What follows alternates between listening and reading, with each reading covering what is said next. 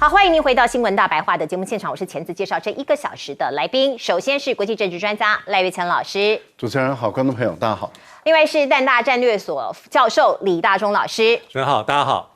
以及前海军舰舰长吕礼师，主持人好，各位观众大家好。首先来关心伊朗的情况，我们看到伊朗它宣布击落美军的加油机，各个这个不同的媒体也都做了同样的报道，包括它的型号叫做 KC-135，在伊拉克西部坠毁，机上人员正在搜救当中。那它是来自于波音的一架空中加油机哦。我们看到伊朗中央司令部他们有一个声明哦，他说这个机上有6个人全部死亡，而且呢是由他们的所谓的这个反抗军的这个组织去发射的导弹把美军的加油机给击落的。不过美国的说法又完完全全不一样了，他说这个事件的的确确发生在对伊朗空军对伊朗的军事行动期间，可是坠机的地点不是位于友军控制的空域，失事的原因不是敌人火力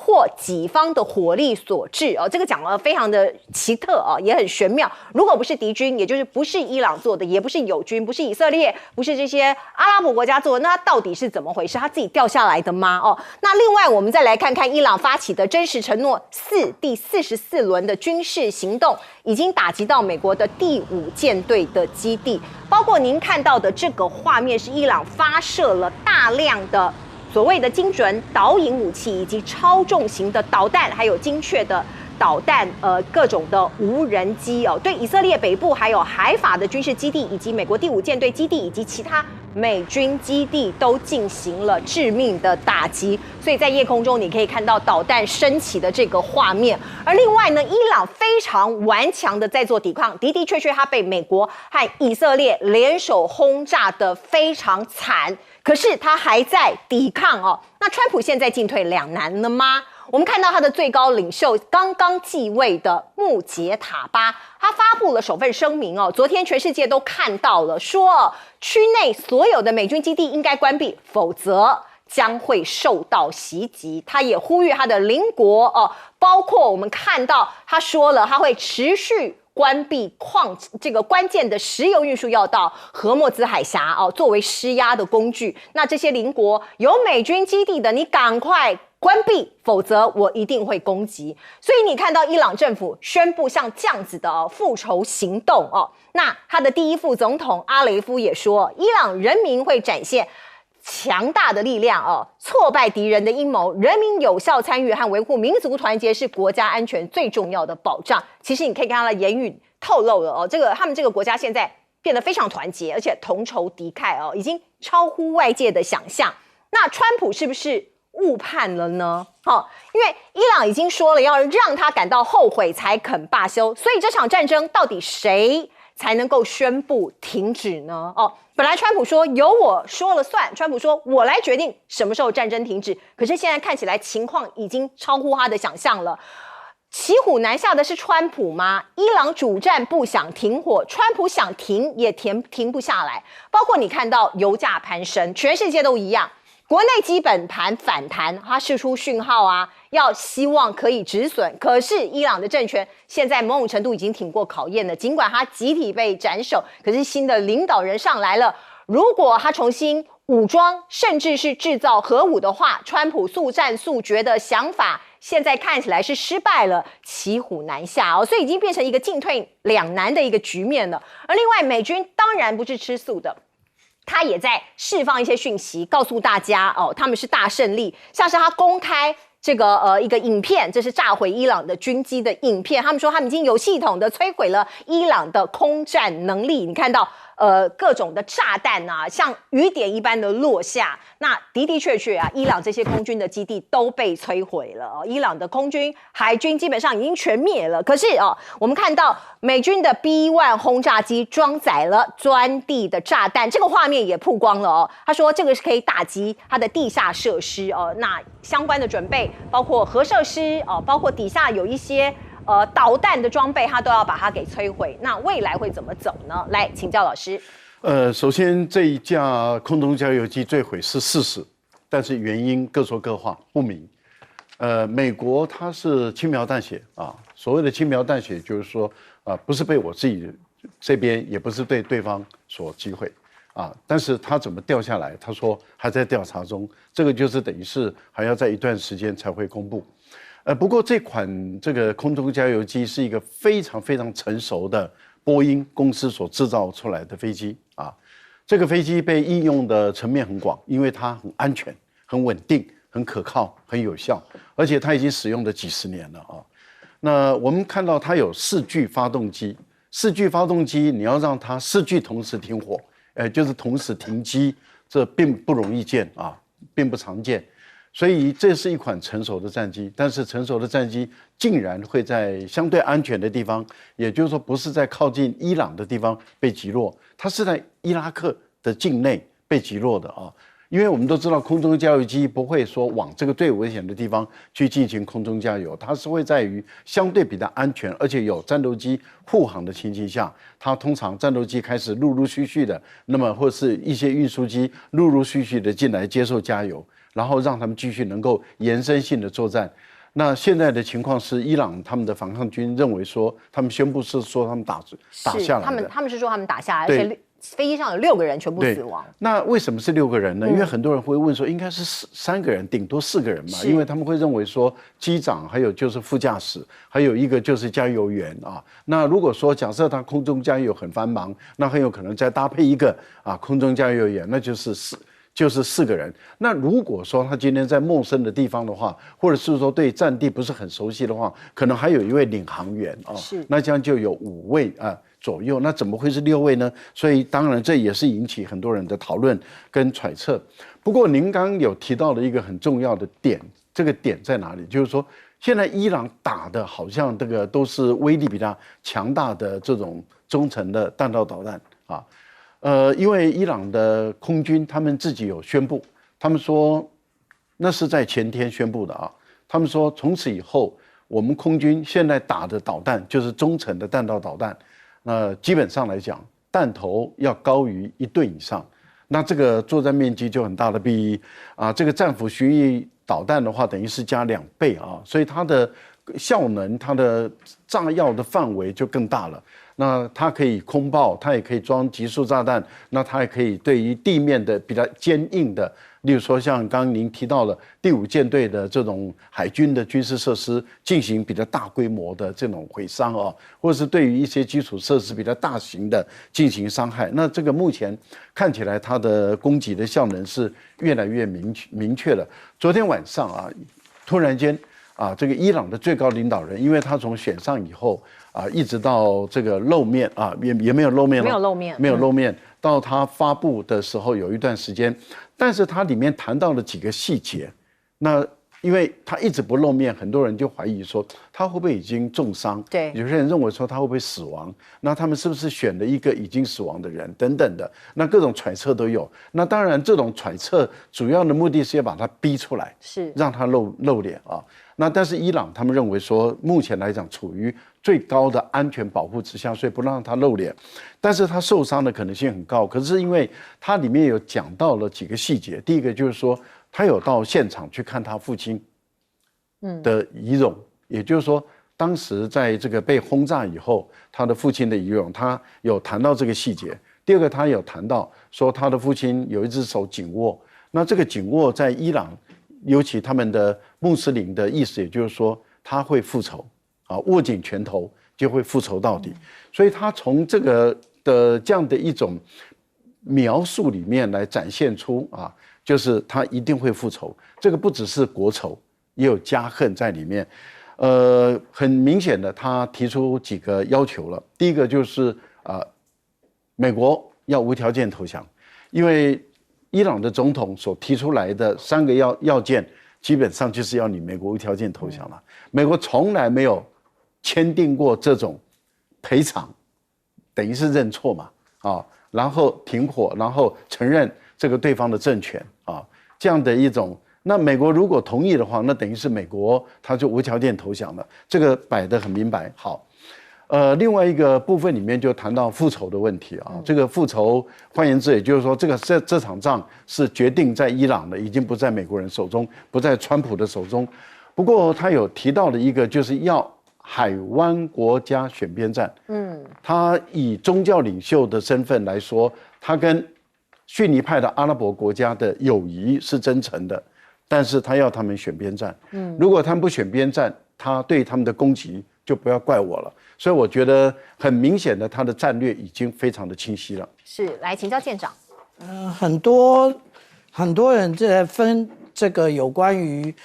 伊朗他的一个行政团队以及革命卫队哦，那但是实际上来讲，他们是一体的。那他们的攻击到底造成什么样的成果？那我们就看一下第5舰队的状况啊。第5舰队呢，我们现在看到的，也就是之前我们可以看到这2个大球，其实也就是对于波斯湾以及对于赫姆兹海峡的一个掌握的一个雷达。那其他小的圆圈圈，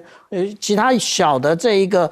白色的都是卫星天线啊。可是我们现在看到几乎已经全毁了。那另外呢，我们还可以在这边呢对照一下，也就是它的这前方有一栋大楼啊，也就是这个这圈圈这前方有一栋大楼，其实这栋大楼是它的一个住宿的地点，其实也被摧毁了。那不是只此而已啊。那我们再对照一下另外一个部分呢，也就是在这一个角，就是在各位观众右手边的这一个红框这边，其实原来是长成这样，现在已经被完全摧毁了。这是第5舰队的一个指挥部啊。所以我们这样子讲啊，这个伊朗它用了非常多的不同的攻击模式啊。那其实这些攻击模式都非常的有效。那这些所谓的非常有效，都就是已经打到要害了。那我们看到啊，穆杰塔巴他其实讲到说，这个有关于海湾国家的这一个美国驻军，通通都要离开。那如果我们看到伊朗的总统呢，他也提出了类似的一个说法，而且他讲到说，第一个，他有提出3个条件。第一个，要承认伊朗的一个正当权利。什么是他的正当权利？也就是有关于他的浓缩铀以及他发展弹道飞弹的这个权利。第二个，要支付赔偿金。这个支付赔偿金，刚刚赖老师已经讲过了，美国不可能。那第3个呢，也就是提供防止未来侵略的坚定国际保证。为什么有这件事？因为去年6月攻击一次，12日战争，现在又来一次，现在或许可以达到局部的停火，但是停火之后呢？那是不是未来等到美国的这个弹药的储量到已经满足了，再打一次呢？那其实对于伊朗来讲，其实他是无法承受的，所以他要有这个国际保证。可是谁能给他国际保证呢？因为真正带头的，也就是这个之前自诩为国际警察的这个美国嘛。那另外啊，刚刚讲到说有关于 B1 轰炸机的部分啊，他们可能已经进行过攻击了。那为什么呢？因为我们看到这是最新的一个照片啊，那它在这一个是还没有覆土之前，也就还没有进行那个掩蔽之前，它是如果翻译过来，它就像是一个地下的堡垒一样。可是我们现在已经看到，它被准的打了3个洞啊。那这3个洞呢，其实一般的研判说，这个也就是3万磅的这一个所谓的碉堡克星打的。那这不是所有的轰炸机通通能带啊。那现在 B52也改成可以带 B1。那个轰炸机也可以带，那但是最主要的是 B2 轰炸机，我们并不知道它是哪一种轰炸机攻击的，但是那个地方到底是在做什么的？那个地方其实是在做核武中间最重要，也就是我们之前有看到金正恩爆的一个闪光球，它如何能够引爆这个闪光球，是一个那个所谓的引爆器，它那个地方就是专门做引爆器。它为什么要上面覆土，然后非常的隐蔽？也就是他们知道，如果美国攻击，那个一定是重中之重，所以我们现在看到的，它其实2024年就已经被攻击一次了。那现在我们看到最新的又是被攻击一次，那也就是美国或者是以色列对这个地区它的一个发展有相当一个掌握。是美伊战争到现在打了已经2个礼拜了，到底谁占上风呢？美国猛力攻击，可是伊朗也是强力回击。老师，对，我想这个从228走到现在，因为应该是最新的发展还是不符合这个川普的预期啦，就是有点事与愿违。我相信当川普做下这个攻击这个决定的时候，他所希望看到应该是能够速战速决，美国很快能够脱离战场。但最重要的地方是在击杀斩首这个哈米尼为首的这伊朗的政军高层还有宗教领袖之后，那接班的这个团队能够怎么讲？能够走到比较中庸一些，某种程度能够对美国能够比较屈服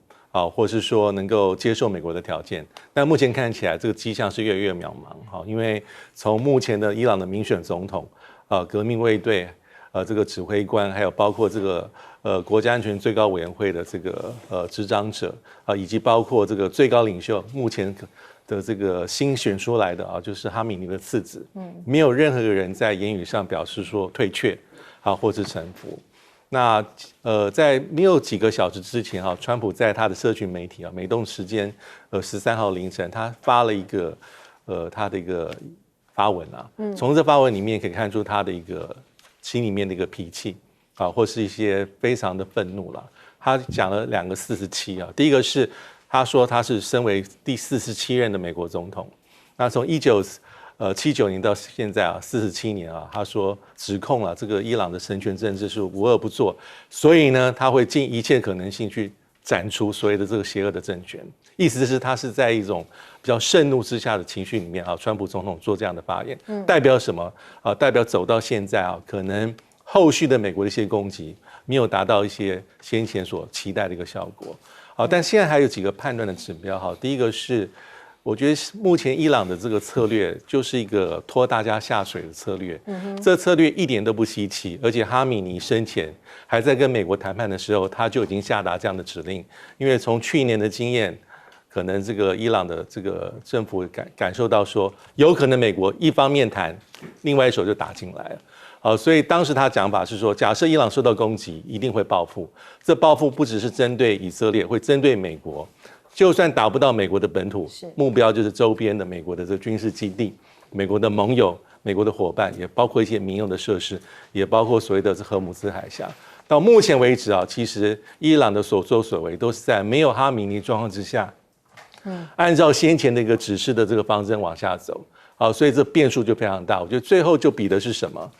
比的是双方这个意志力啦。还比的是你手中还有多少的东西可以丢向对方这个是最后真正考验。当然还有一个经济的承受能力这个就是伊朗的策略，拖全世界下水，把压力再回到这个美国身上。没有错。不过包括这个伊朗以色列还有美国之外，还有一个国家的这一个组织黎巴嫩的真主党，他也猛烈的攻击。他攻击谁呢？他攻击以色列，以色列当然也对他们发动很强烈的攻击。所以我们先来看看这个画面。这是黎巴嫩真主党发动淡海战术它向以色列完全齐发大概100枚的火箭弹，让这个以色列的铁穹防御系统受到严峻的饱和攻击压力，所以拦截率只剩下50%你可以看到呢，铁穹很厉害，没有错。可是，在饱和攻击火箭弹齐发的状况之下，其实以色列也是很这个危急的包括你看到他夜袭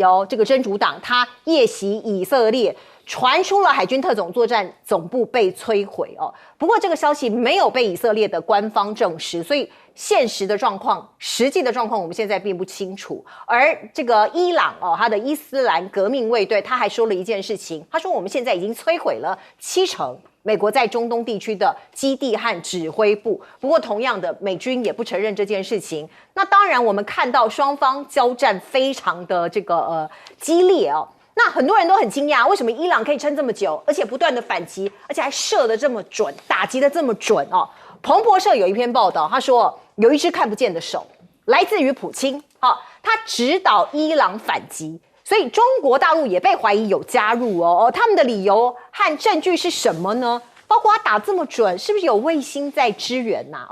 伊朗的导弹突然变得很神准，情报接转用中国的北斗导航。我们看到相关的报道是这样讲的，他说，如果是用中国的北斗系统，美国就几乎没有办法干预。因为美国的 GPS 它是由24颗卫星提供讯号，可是中国的北斗系统有45颗卫星，所以它可能定位更准所以外界是强烈怀疑中国可能有提供北斗来帮助伊朗回击。不过我们来看看在联合国，美国的代表就指责中国大陆说你试图透过阻碍委员会来保护伊朗，中国大陆有反击。我们来听听看。是美国单方面退出伊核全面协议，引发伊核危机，也是美国置自身信誉于不顾，与以色列两度在与伊朗谈判进程中悍然对伊动武，导致外交努力付诸东流。所以其实全世界有很多国家对于美国现在的作为并不认同，包括在欧洲的西班牙。大家知道西班牙不配合，所以川普说要对他制裁。现在他的副首相还痛批，他说你们这些欧盟的领导者你对川普太卑微了吧？大家太愚蠢了。对这个卑躬屈膝这个对川普总统。那伊朗的媒体还说，现在美国的防空飞弹严重的短缺，川普向多国盟友求援，可是呢，某种程度是被拒绝了那这也是来自于一些报道。可是呢，实际的状况到底是怎么样，我们不知道。不过确定一件事情是，川普他面对非常大的压力，包括这一位 YouTuber 这一位这个 Podcast。这个主持人叫 Rogan， 他其实某种程度他也是支持川普的，可是现在他重炮攻击川普政府他认为这个川普是在背叛美国人，而且说这个美伊战争背后有藏镜人，他认为川普过去对选民的承诺，现在其实是背道而驰其实是违背了他的承诺。而另外呢，我们看到美国境内当然有一些人很害怕，因为美国是有枪支的人非常多现在可能有一些恐攻包括你看到美国大学犹太教会都传出了被枪击，所以 FBI 他们朝恐攻的方向来调查而且未来随着这战事的这个延续，有没有可能这样的暴力攻击事件会增加呢？我们看到呢，川普还讲了一件事，因为2026年的世界杯我们知道在这个北美举行嘛，他说伊朗你们还是不要来参加，为了保生命安全。因为如果有体育赛事的话，那可能也会变成恐攻的目标。来请教老师。现在全世界又不是只有美国才有 GPS 这样的一个卫星导航系统，不是只有美国才有嘛？过去确实是只有美国才有，后来俄罗斯做了 GLONASS， 但是因为俄罗斯的 GLONASS 本身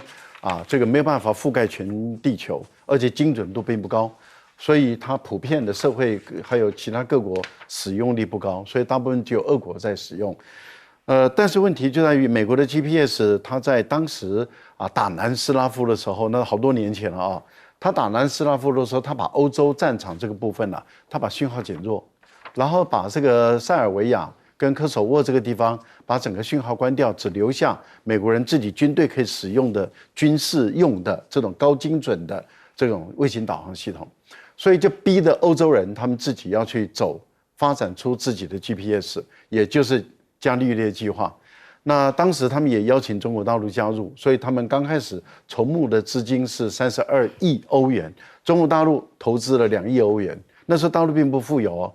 已经拿出一大堆钱来，2亿欧元。结果后来欧洲人对中国大陆也把它排除把它排挤。后来中国大陆退出伽利略计划。就因为本来中国大陆是占1/16股份在欧洲是算大股但是问题就在于欧洲人对中国的不友善，大陆就觉得说你这个不让我参加，那不让我参加，又拿掉我那么多钱去，然后呢到处给我做一堆壁垒，所以后来大陆就愤而退出这个伽利略计划，自己搞一个北斗。结果大陆的北斗比欧洲做的还快还要好。目前来讲，北斗计划是几颗卫星，比美国的这个 GPS 还要强大，因为美国的 GPS 目前来讲，因为它的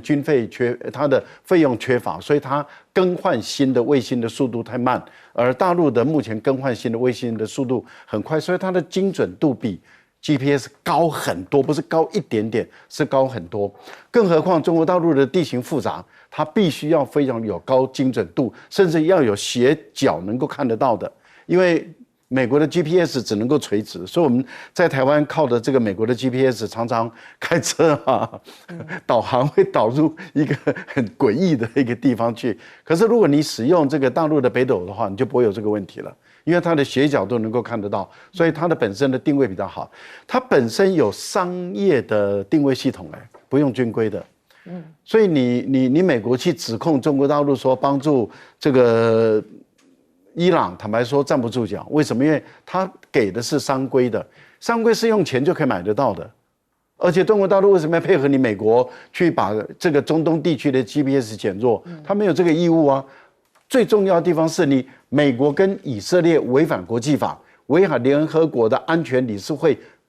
派兵的决议。也就是说，你违反国际法，违反联合国的组织的规定，你也违反你的国内法，你一切的行为都是违法。而且你国内也反对，国外也反对的情形下，你悍然的以霸权的行为、霸道的行为，然后去对伊朗动手，那谁理你啊？所以当美国的代表在联合国要指责中国的时候，中国蹦一下子一打回去，坦白说，这个美国人被打的真的是很难看，因为他说：“请问一下，本来也是你美国要我们中国大陆帮忙。”在奥巴马时代，我们好不容易签的伊朗的核协议，伊朗完全遵守核协议，而且这是有联合国的原能委员会背书的，完全遵守的伊朗竟然被惩罚。而你美国川普上来以后就撕毁这个核协议，然后你竟然还可以耀武扬威，然后欧洲人没有道德勇气向美国屈服，然后去跟着美国去违法的制裁伊朗，都是你们搞出来的嘛？你现在一方面跟人家谈判。伪装谈判2次打人家，你根本在国际间已经没诚信了。没有诚信的美国，你凭什么在联合国还大声的说话？这很难看啊，也很难听啊。所以我们看到在欧洲的国家，这个西班牙是骂得最凶啊。西班牙就简直而且西班牙直接批评这个德国，是说你们一定有点点像小哈巴狗，而且你德国的这种嘴脸有点点纳粹的这种味道。所以我们看到事实上很多人谴责，现在连意大利的这个极右翼的法西斯的政党，也就是梅洛尼的政党，梅洛尼自己都出来说了，他实在是没办法接受美国的军人杀害100多位伊朗的小朋友，连一个极右翼的法西斯政党都已经看不下去了。坦白说，今天为什么这位 podcast 的网红他会出来骂川普？你当初选举的时候，你告诉我们这些 MAGA，说你绝对不会对外用兵，你要振兴美国，结果你上来了以后1年多你就对外2次用兵。对，是，而且川普不是很想要得诺贝尔和平奖吗？他说我最不喜欢战争，我都把战争结束，结果他重启这个战事啊。来，请教舰长。他其实之前有讲啊，反正我没有得，所以我现在也不管了。那我们看到啊，现在他讲说，美国防空飞弹不足啊，到底不足到什么地步啊？我们看一下海湾国家的这些美军基地啊，其实按照这个海湾国家的这个政治分析家讲啊，美国其实抛弃了海湾国家以及这一些海空军基地。那所以呢，这一些无论是萨德也好，或爱国者也好，其实通通都往以色列集中。那只有这样吗？他说像其他国球员是球员吗？不是球员啊，是直接拿走。不相信问韩国，为什么？因为我们这样讲啊，其实我们在3月3号的时候，其实就从朝鲜日报上面看到这个新闻。他说去年的这个午夜之锤的时候，其实就已经移过去。3套的爱国者过去了啊，那结果呢还有500多个人员。那其实他去年是这样，那但是今年呢？今年其实如果说按照李在明总统的讲法，他说我阻止了。可是我无法阻止，他们把萨德都拿走了。那那个美国的说法是说，我有留一些在弹库里面，那你为什么不直接搬弹库的嘞？弹库的是堪用的还是不堪用的呢？那而且现在又有另外一个国家提出这个疑问了，哪一个国家？菲律宾。菲律宾它也有爱国者，那菲律宾其实呢，他也想问说，你们是不是搬完韩国的，也就要来搬菲律宾的爱国者，现在也就是各种不够，但是大家不要忘了哦，在东亚某个小国上面也有非常多的爱国者，那所以大家注意一下，最近有没有爱国者开到那个无论是清泉岗机场啊，或者是松山机场啊，如果有的话，那就8、9不离10了。那至于说有关于这一个卫星的话啊，卫星定位啊，为什么我们看到的是北斗它这么样的一个精确？第一个，刚刚主持人有特别提到数量的关系，而且北斗用的是最新的科技，然后北斗它还在这一个同步轨道，所谓的同步轨道，也就是跟着地球自转同步的这个轨道上面，还有另外3颗卫星。那这3颗卫星，也就是弥补了这一个比较低的轨道，那它的不足。另外，中国大陆还有非常多的有关于这个定位系统，也就是校正系统。那这个就变成了 DGPS， 还有 DGPS 也可以，就是将这一个原来那个北斗系统的这一个误差降到最低。所以我们看到啊，中国大陆外交部的发言人毛宁他特别讲了，他说这一个卫星导航以及服务呢，它其实从来不针对谁，也无意挑战谁，大家都可以用。不相信大家直接下载高德地图，或者是这一个百度地图，其实他们用的就是北斗啊，也定得了位，只是没有接警而已。因为我们连这个陆配都不让人家担任这国会议员，你觉得我们刚刚讲的那2个系统，就是高德或者是百度，它的接警车可以开到台湾来吗？一定不行。但是它的定位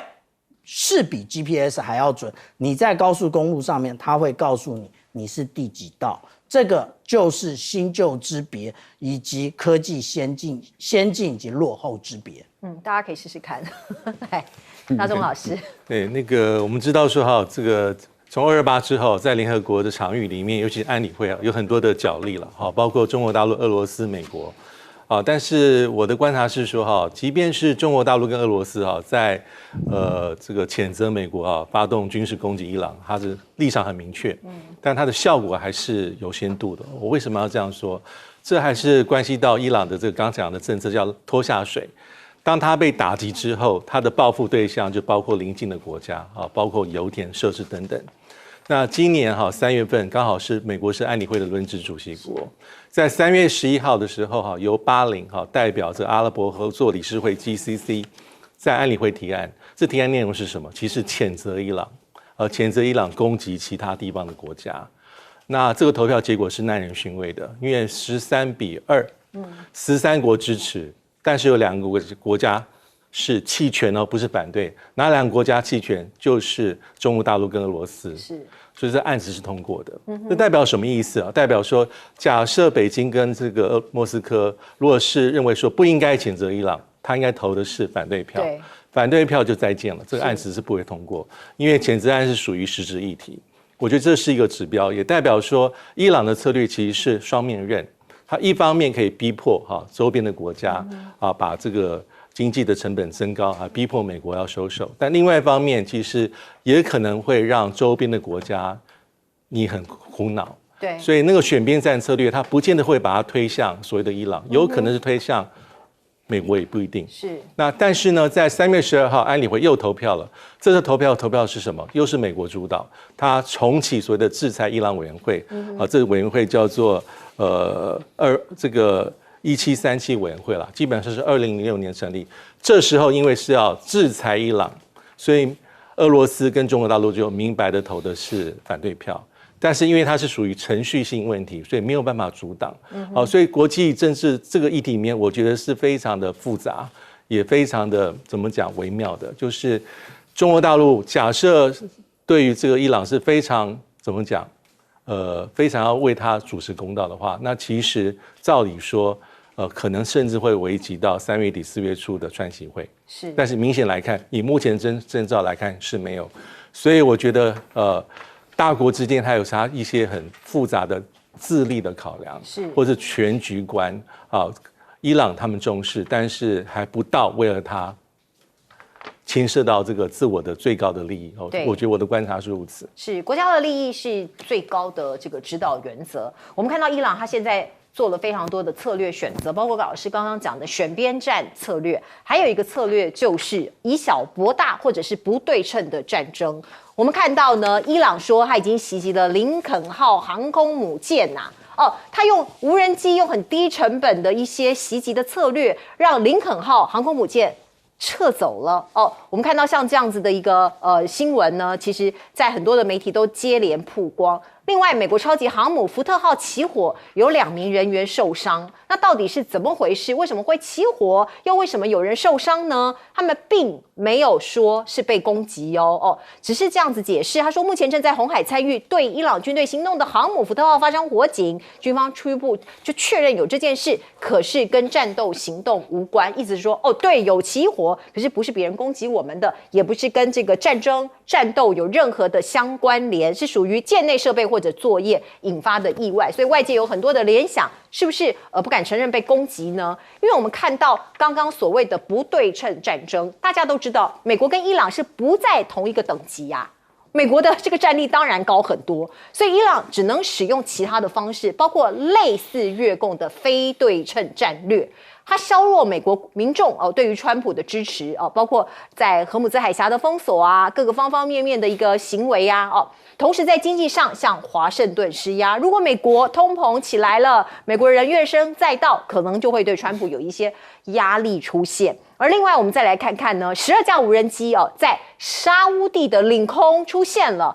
卡达深夜遭到巡弋飞弹还有弹道飞弹的突袭，所以这是周围国家现在非常的苦恼，因为他们也被拖进这个战争里面了所以卡达证实遭到来自伊朗的巡弋飞弹还有无人机攻击，可是已经把它全数拦截了。所以选边站，周围的国家非常苦恼，所以时间拖久了，他们会在哪一边他们会选择哪一边呢？我们先来看看这个画面。导播也让我们看到这个画面是伊朗的革命卫队他说我们袭击美国的邮轮成功你看到在海上这一艘邮轮它是悬挂了马绍尔群岛国旗的美国萨菲西亚号邮轮，因为这个据说是他无视于革命卫队的警告强行要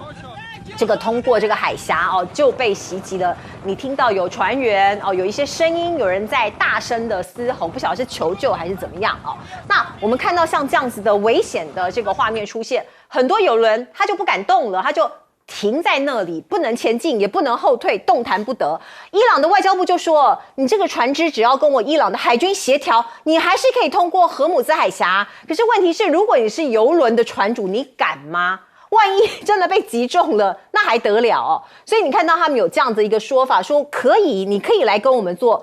相关的协调。可是大部分的人还是不敢动所以你看到荷姆兹海峡目前卡住1000艘商船伊朗布雷将是最糟糕的剧本。来自于泰报的一个报道是说因为现在伊朗可能会在这个水域做一个相关的水雷的布置如果是这样，那当然这个事情会变得更加的棘手。而另外油价是后遗症，油价不断的飙，现在飙近$100。川普说不用怕呀，我们美国是世界上最大的石油生产国如果油价上涨，我们会赚钱，而且大大的赚钱。现在对我来说，最重要的是要阻止邪恶帝国伊朗拥有核武避免他们摧毁中东，甚至整个世界。另外，现在开始有人在检讨川普的团队是不是有误判，因为他们是不是没有想过，或是低估了伊朗封锁荷姆兹海峡这件事情，以及他们的决心所以这个事情如果拖久的话，全世界恐怕已经会失去耐性。包括我们看到美国暂时放宽对俄罗斯石油的制裁，所以有人说俄罗斯大胜利，因为现在这个美国说你们可以去买那一些在海上滞留的石油还有相关的产品，因为大家知道俄油现在有很多的油轮在海上这样漂流，他说可以去买啊，如果你少油的你可以去买那美国的能源部也释出了1.72亿桶的战略石油储备，各国其实都有战备储油，慢慢的释出来，可是能用多久呢？不过有一件事情看起来超瞎的，拜登释出了1.8亿桶的储油，可是没有人去补它所以美国现在的库存已经创下了史上的最低点。来，请教老师，林肯号已经多次的被传出说遭到伊朗的攻击啊。那前一次里面是说距离伊朗大概380公里处左右被攻击了以后啊，所以他往后退到印度洋这个地方，距离伊朗大概1000公里左右。如果离那么远了，还又被打，然后还真的是被打中，然后不得不脱离战场回家去整修。如果这个消息属实的话，坦白说，这个对美国来说就不是一个小新闻了，这是一个大新闻，而且也是大事件。为什么？因为一个空中师啊，我们叫做一个连队啊，一个连队脱离战场，那还得了？这第一个。第二个呢，在伊朗周边的美国在海湾国家的军事基地，目前都在被打击的范围内。那被打击的范围的情形下，不管是在卡达、在巴林、在科威特，如果他的空军已经没有办法正常的在那边活动，所以只能撤到伊拉克，甚至撤到约旦，然后再透过空中补油的方式，还调了一架加油机，然后才能够进入伊朗这边来作战。这个对美国的战力来讲，会牵制力量是蛮大的啊，所以我觉得这个对美国绝对不会是好消息。所以我觉得林肯号航母的这个新闻，我觉得是可以追的啊，这是第一个事情。那第二个呢，就是福特舰就有点诡异了啊！我觉得福特舰发生了灵异事件啊，非常奇特的灵异事件，我们不得不怀疑是美国的水兵厌战、反战，然后故意破坏造成的，自己放火。如果就我在军队带兵带那么久的情况来看的话，我觉得这种士兵或者军官、士官产生一种反战、厌恶战争的可能性已经越来越高了。为什么？第一个，就是因为福特舰按照美国，坦白说，连我们自己，我想小舰长在海军也有一段时间了，你被困在一个航母啊，就是2个足球场大的一个地方，即使它好几层楼，是，可是你在这个地方困了8个月、9个月，你每天生活在海上，太太看不见，小孩看不见，小孩一直在长大，你不能陪他，然后呢，你就一直困在这个军舰上，你又是正当青年力壮的时代，20、30岁的当的年轻人被困在这个船上，然后从早到晚这边工作了8、9个月，然后本来在加勒比海已经累得要死了，本来说要准备休假了，接到任务说调到地中海去，现在要穿越，结果您知道他还在红海哎，这个太诡异了，怎么苏伊士运河走那么久嘞？因为当时离开了这个地中海，离开了本来是停泊在这个希腊。为什么停泊在希腊？因为90%的抽水马桶不能用。对，你不觉得这个就诡异了吗？这个之前就有新闻出来。我们怀疑了，我高度怀疑，因为这个是查无可查。为什么？因为你不可能在我们的厕所那边装一个摄像头嘛。是。那我如果把我的这个内衣撕破，往我的里面塞，戳进去，你怀疑是人为的？90%哎，观众朋友，你相信有人设计到这么烂吗？好，洗衣房都会着火，你信吗？上次美国就发生过一个案例，他的船维修的时候，就是因为他的水兵不愿意去服勤，是，那么就在维修的期间里面纵火把他们船烧了，是，那个就是小舰长应该是2000公斤舰，对不对？对，2000公斤呢，整个烧毁了，不能够起，整个废铁一烧了。我个人高度怀疑，美国的水兵说不定他已经是厌战，不想打仗。所以赖老师这个观点也是极有可能的。我们先进一下广告。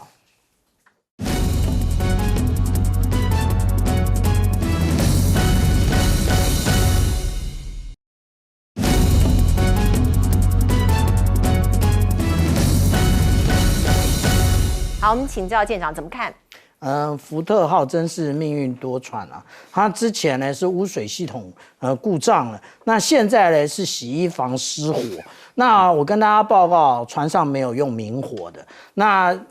如果是洗衣房，它不可能用电，因为用电很耗电。它用的是蒸汽，蒸汽怎么失火嘞？那这就是问题了嘛？那就是刚刚赖老师讲的哦。那我们昨天晚上看到这个新闻，就是福特号它的失火了，而且他特别强调啊，他这个不是因为战斗所造成的，他一定要这样切割，免得大家觉得是他被命中了。那这个究竟是怎么回事啊？其实当初在派的时候，这个就是派福特号从加勒比海过去的时候，其实我们看到美国海军的作战部长他就是反对的。那他为什么反对呢？因为福特号已经服役7个月了，那7个月这么多天，而且福特号还有另外一个问题啊，也就是他准备要进屋了。那结果现在屋空在那边，然后呢，那个他的这些士兵其实又觉得我回不去了。那现在如果按照这个态势，大家也不觉得说，这一个美以伊的战争可以在短期间2个礼拜之内完成。我们看到下面这一个，也就是福特号，它现在它的服役时间不是最长的，最长的是2021年的那个杜鲁门号。那他现在不过呢，他有后来居上之势啊。那他也就是现在的官兵会觉得很苦恼，为什么？因为其实他已经进入战区了，那其实都是高强度的这一些作业，那对于每个人来讲，心理压力都是非常大的。那如果我们来看这一个霍姆兹海峡的话，这个一开始3月2号是长这样，现在已经是3月13号了。那到今天下午4点钟我截的时候还是长这样，也就是他们说船可以通过，其实根本就通不过啊。是啊，那你要抱着什么样的黄金白银来才通过？而且我们看到现在已经有所谓的水雷下水了。那我们看到都是这一些小艇在布放，而且这小艇在哪里？以前是放在露天的，但是呢，他们其实这个就是说地下掩体内也有。那这个黑黑的一颗一颗的是什么？就是水雷。情势看起来越发的紧张了。我们进一下广告。